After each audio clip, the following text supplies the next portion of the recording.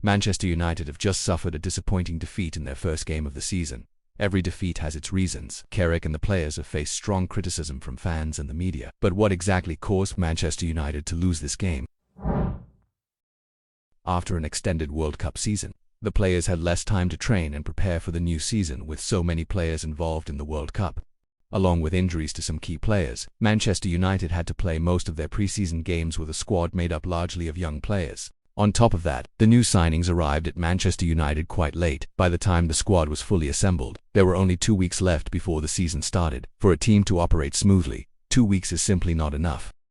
This is one of the reasons why Manchester United looked disjointed and lacked the connection we normally expect to see on the pitch, but this is also something that can improve with time. Once the players become more familiar with the pace of the game and the way their teammates play, Manchester United could produce a much smoother style of football. In my opinion, this defeat also looked like an experiment by Carrick, testing new players and a new way of playing for Manchester United. It was genuinely surprising to see Carrick's unusual lineup in Manchester United's first game of the season. But what was even more surprising was the fact that he completely changed the way the team operated tactically. Carrick pushed Bruno very high up the pitch, close to the opposition's goal, with Santos and Tielemans playing behind him as the central midfield pair. Perhaps Carrick wanted Santos and Tielemans to move the ball from the back into the attacking areas, connecting with Mbeumo Kounha and Bruno. If this system was going to work, the two central midfielders would be the heart of this new approach. They would receive the ball, move it forward, and connect the defense with the attacking players.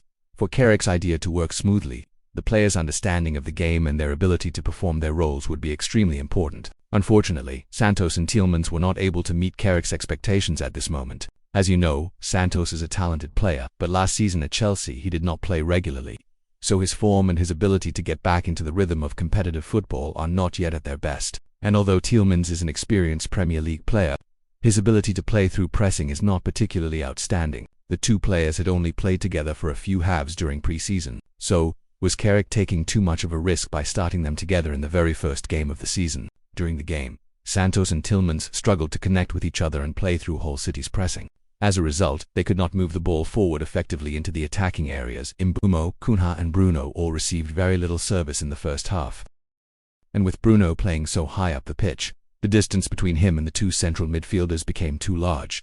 This made it easier for Hull City's midfield to develop their attacks with very little pressure. In my opinion, Carrick would make changes at the start of the second half. But, incredibly, at the beginning of the second half, Carrick only replaced Dorgu with Rashford. The central midfield pair remained unchanged.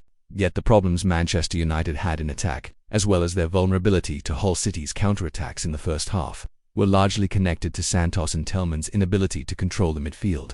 It took almost 70 minutes for Carrick to finally make changes in midfield, but by then, Hull City were already 2 goals ahead. They could sit deeper and close down all the available spaces, so Carrick's adjustment came far too late. In my opinion, was Carrick taking too much of a risk by changing the team's structure and the way they played after such a short period of preparation? And was it also too early to put so much faith in the new signings in the very first game of the season? Last season, Carrick found success with a tactical system that suited Manchester United. With that system, Manchester United managed to beat Liverpool, Manchester City and Arsenal. If Carrick wants to change the entire system and the way the team operates, he needs to be more careful and give the players more time. Despite the disappointing result against a newly promoted team, I still have faith in Carrick because he has seen where the problems came from, and he did eventually make adjustments. Now I am looking forward to seeing Manchester United improve in their next game.